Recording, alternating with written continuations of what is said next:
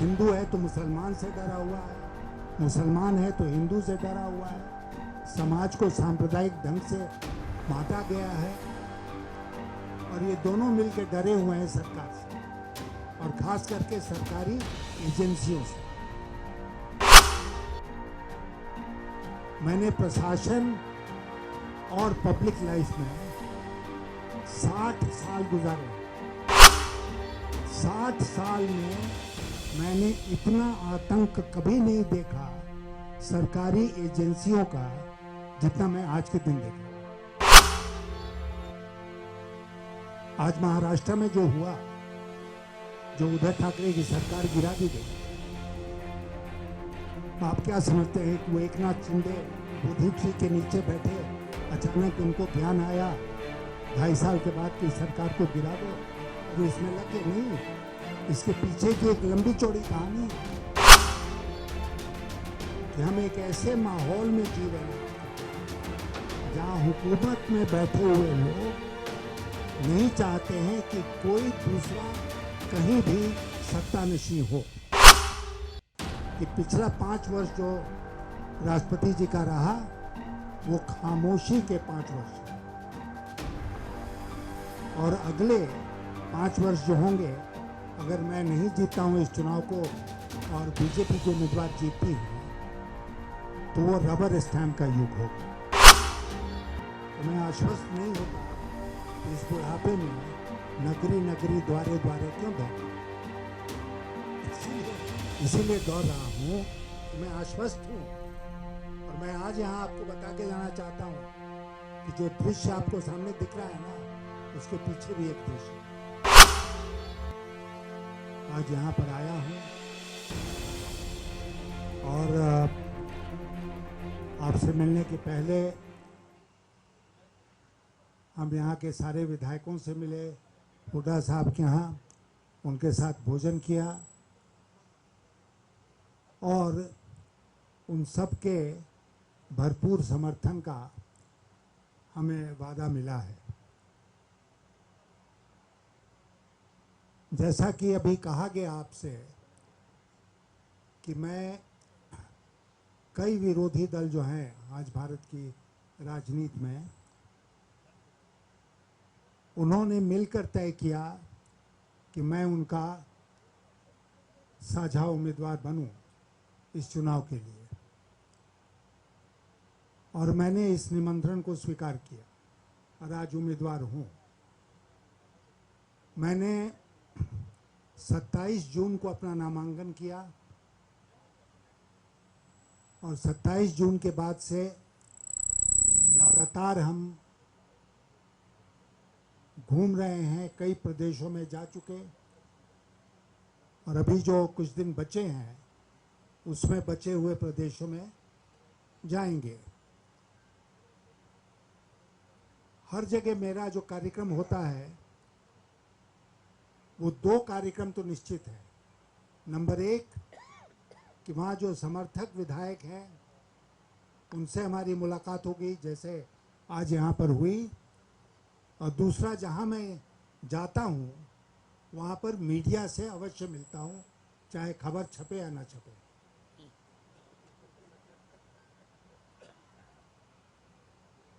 क्योंकि मीडिया के माध्यम से अपनी बात कहने और लोगों तक पहुंचाने में, और इस ये पूरा जो चुनाव है उसका संदेश लोगों तक जाए, उसमें ये बहुत कारगर है। तो हम लोग इसलिए ऐसा कर रहे हैं कि, और मान लीजिए कि नेशनल इंटरनेशनल न्यूज़ नहीं बने, कम से कम लोकल न्यूज़ बनेगी और जिस अभियान में हम जुटे हैं उसका संदेश जनता तक पहुंचेगा। आप जानते हैं कि राष्ट्रपति के चुनाव में एक इलेक्टोरल कॉलेज होता है, उसमें एमएलएज होते हैं और एमपीज होते हैं। ये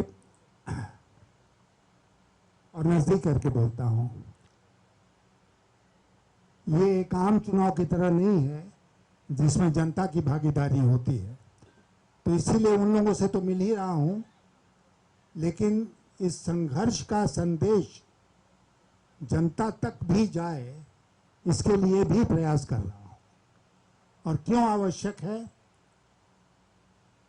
इसलिए आवश्यक है कि पहले की चुनाव की तुलना में, राष्ट्रपति चुनाव की तुलना में इस बार का जो चुनाव है वो बहुत एक असाधारण परिस्थिति में हो रहा है। देश के जो हालात हैं वो आपको भी पता है, हमको भी पता है। एक अजीब खौफ का वातावरण है, डर और भय का वातावरण है पूरे देश में।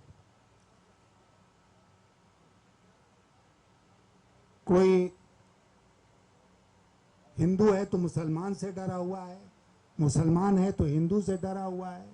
समाज को सांप्रदायिक ढंग से बांटा गया है और ये दोनों मिलकर डरे हुए हैं सरकार से, और खास करके सरकारी एजेंसियों से।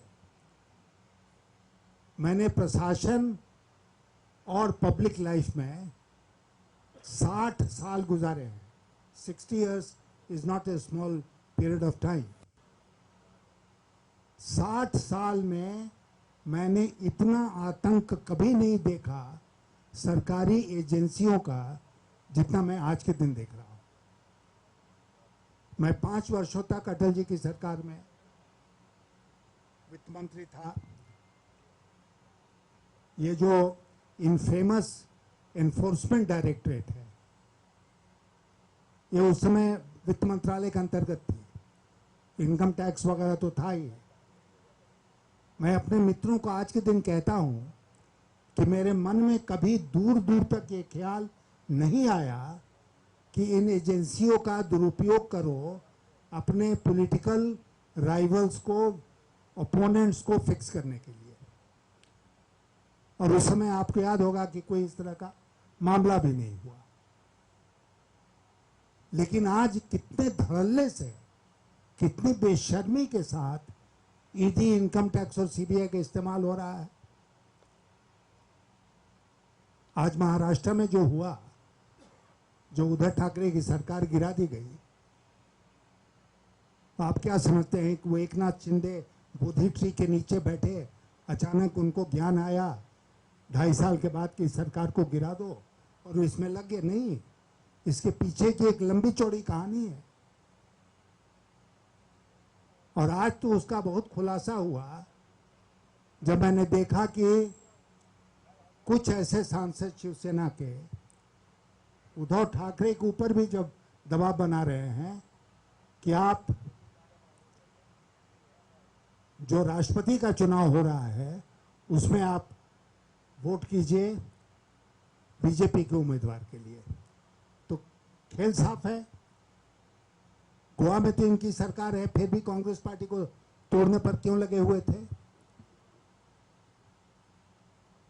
इसलिए मीडिया के हमारे मित्रों कि हम एक ऐसे माहौल में जी रहे हैं आज के दिन जहां हुकूमत में बैठे हुए लोग नहीं चाहते हैं कि कोई दूसरा कहीं भी सत्तानशी हो, वो कहीं भी सरकार चलाए, कहीं भी जीते।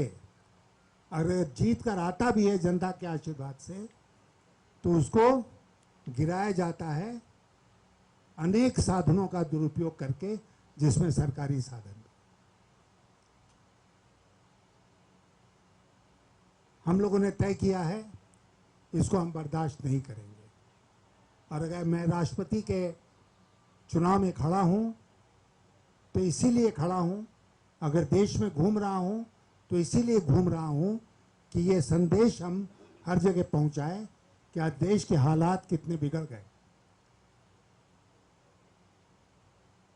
और अगर मैं चुना गया तो मैं आज आपसे वादा करके जाना चाहता हूं, आप देखेंगे कि मेरे शपथ लेने के दूसरे दिन से ही इस प्रकार की हरकत बंद हो जाएगी।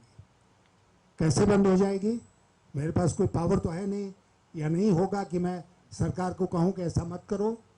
लेकिन राष्ट्रपति की एक मॉरल अथॉरिटी होती है, एक उनका नैतिक अधिकार होता है जिसका उपयोग किया जा सकता है और जिसको करना चाहिए। मैंने कई जगह इस बात को कहा है कि पिछला 5 वर्ष जो राष्ट्रपति जी का रहा वो खामोशी के 5 वर्ष रहे, और अगले 5 वर्ष जो होंगे, अगर मैं नहीं जीतता हूं इस चुनाव को और बीजेपी को उम्मीदवार जीतती हैं, तो वो रबर स्टैम्प का युग होगा। आप में से जो लोग इन चीज़ों को फॉलो करते हैं, आपने देखा होगा एक बहुत ही प्रभावशाली तस्वीर है। 2007 में प्रतिभा पाटिल जी कांग्रेस पार्टी से अपना नामांकन दाखिल उन्होंने किया था, फिर चुनाव जीती और पहली महिला राष्ट्रपति इस देश की बनी। उसकी एक तस्वीर है। डॉक्टर मनमोहन सिंह प्रधानमंत्री हैं, वो बैठे हुए हैं, और भी नेता लोग बैठे हैं जिनको कुर्सी नहीं मिली, वो बैकग्राउंड में खड़े हैं, और प्रतिभा पाटिल जी खड़ी होकर अपना नामांकन रिटर्निंग ऑफिसर को दे रही हैं। ये 2007 का चित्र है। 2022 का चित्र क्या है? 2022 का चित्र है कि कई नेता वहाँ पर हैं, भारतीय जनता पार्टी के प्रधानमंत्री जी भी हैं। प्रधानमंत्री जी खड़े होते हैं, उम्मीदवार खड़ी होती हैं, और प्रधानमंत्री जी नामांकन रिटर्निंग ऑफिसर को देते हैं। उम्मीदवार अपना नामांकन खुद नहीं देती हैं। तो ये जो दृश्य है, ये आने वाले 5 वर्षों की कहानी पहले से ही बता देता है कि क्या होने वाला है। राष्ट्रपति का पद संविधान का सर्वोच्च पद है। राष्ट्रपति के पद की बहुत गरिमा होती है, और अगर उसका कोई उपयोग है apart from being the formal head of state, तो उसका ये है उपयोग कि वो उन शक्तियों का, उस मॉरल अथॉरिटी का उपयोग करें और इंश्योर करें कि सरकार सही रास्ते पर चले, टकराव से नहीं, बातचीत से।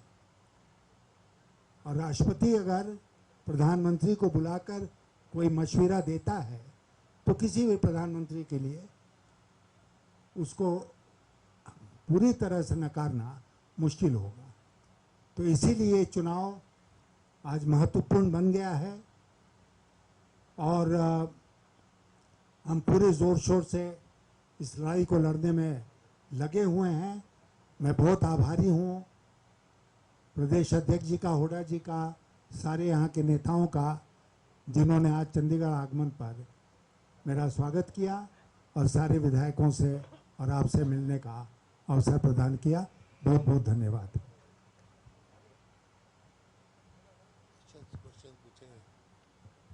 Any question? नहीं, मैं तो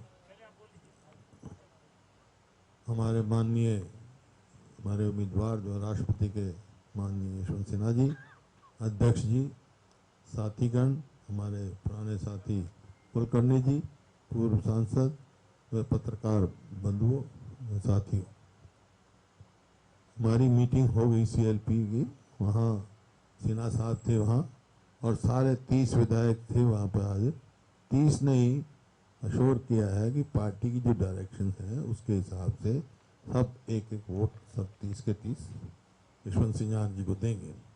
तो ये आए हैं, इनका मैं आभार व्यक्त करता हूँ कि पहले वहाँ आए हैं, अब PCC में आप लोगों से मिलने के लिए आए हैं। सारी इन्होंने बात तफसील में आपको बता दी है। तो मैं इनका फिर से यहाँ आने पर स्वागत भी करता हूँ, धन्यवाद भी करता हूँ, और आपसे आग्रह करता हूँ कोई क्वेश्चंस सिन्हा साहब से हो तो you can raise hand, we will send mic to you. Sinha साहब नमस्कार। सिन्हा साहब इधर से। सिन्हा साहब 2 सवाल है।